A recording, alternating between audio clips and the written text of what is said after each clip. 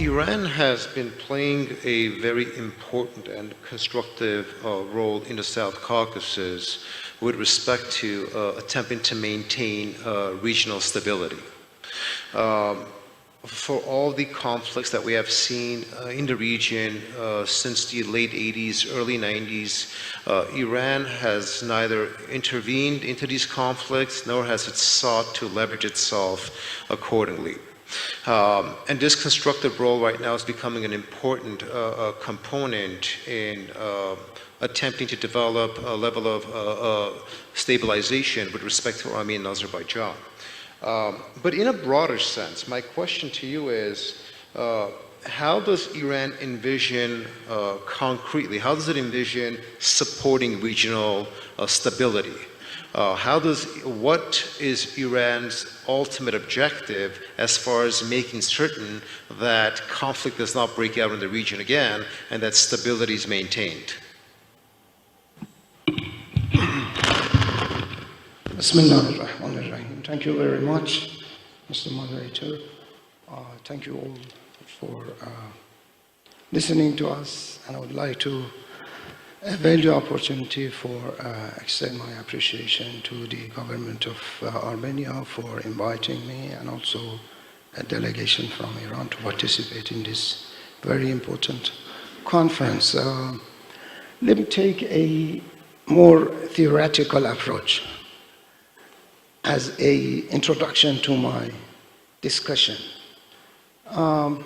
As His Excellency the Prime Minister mentioned, the world is changing right now.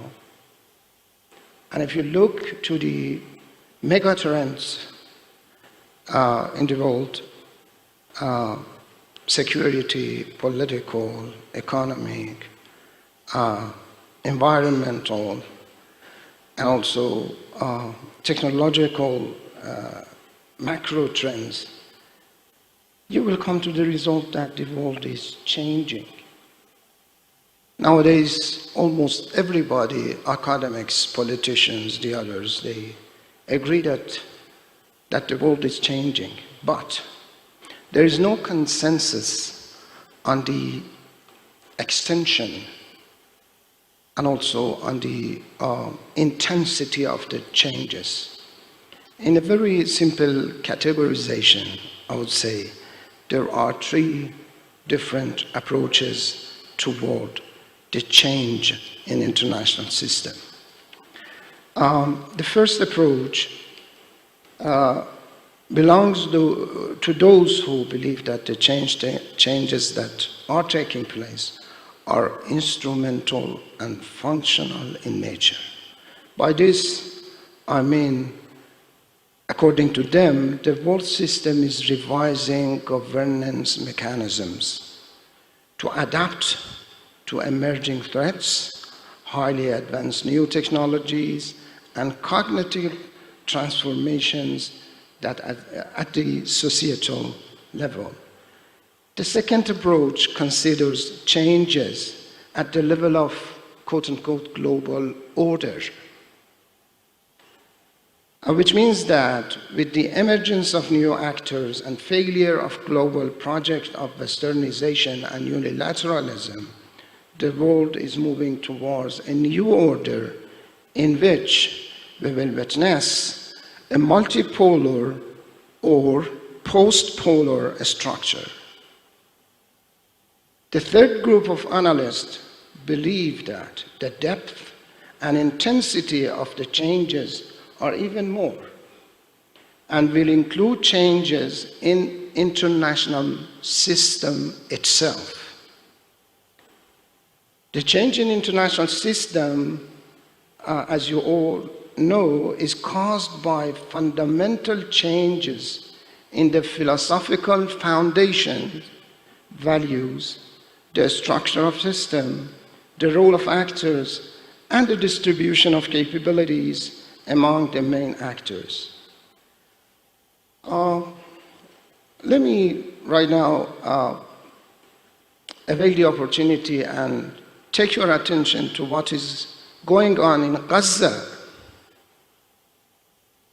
It seems that it is the collapse of the values, Western values like human rights, the others, claims by many countries, killing of more than 40,000 people, most of them are children and women, in 9 months, and no action, nothing. It is quite surprising to me that here, when we are talking about peace and security and stability in the South Caucasian region, the esteemed guest from Luxembourg repeats the media games, claims, let's say, against my country. Even your allies in the United States officially announced that they cannot verify these claims. Iran categorically rejects any claim with regard to selling any type of missiles or anything to Russia. And our position towards the Ukraine crisis is quite clear. Iran has never recognized the accession of Crimea to the Russia. Iran has officially announced its neutrality in the, Ukraine crisis.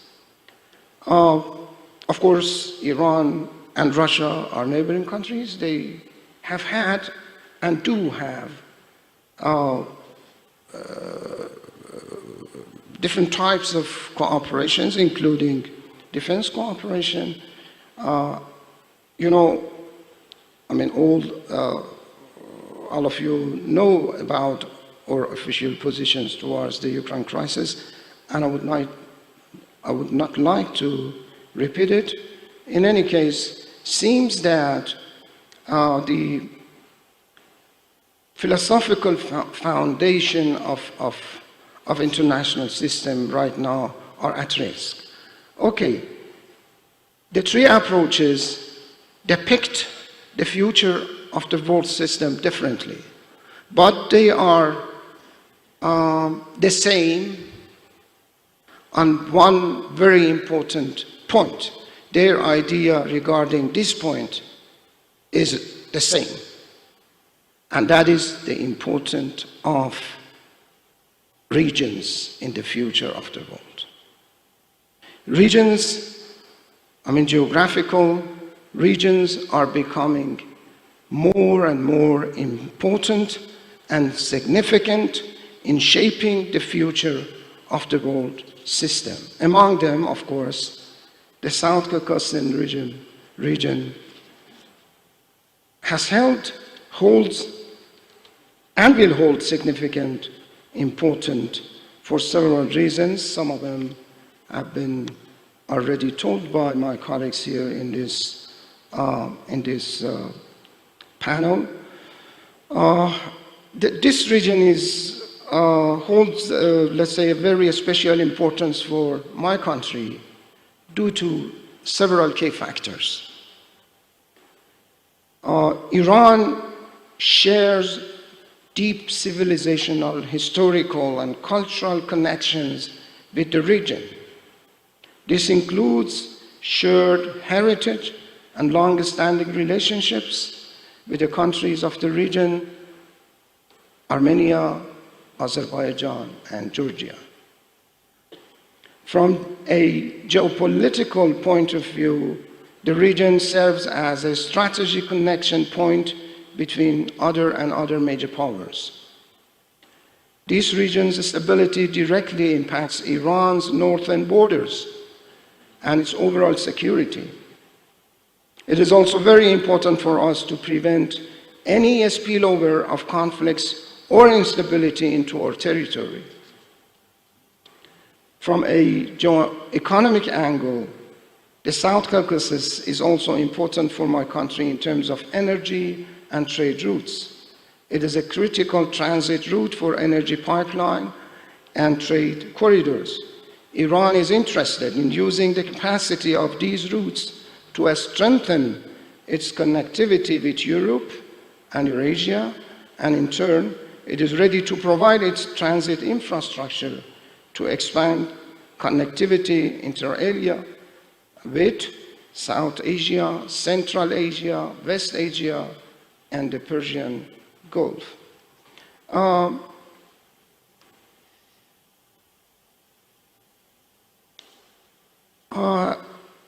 Just a very short account of my country's positions with regard to the situation in the region. The Islamic Republic of Iran, first of all, has, as already mentioned by the esteemed moderator, has always been a driving force for peace and security in the region. We fully support lasting peace and stability in South Caucasus, and in this regard, we welcome the peace negotiations between the Republic of Armenia and the Republic of Azerbaijan, and we underline the need to speed up the signing of the peace agreement.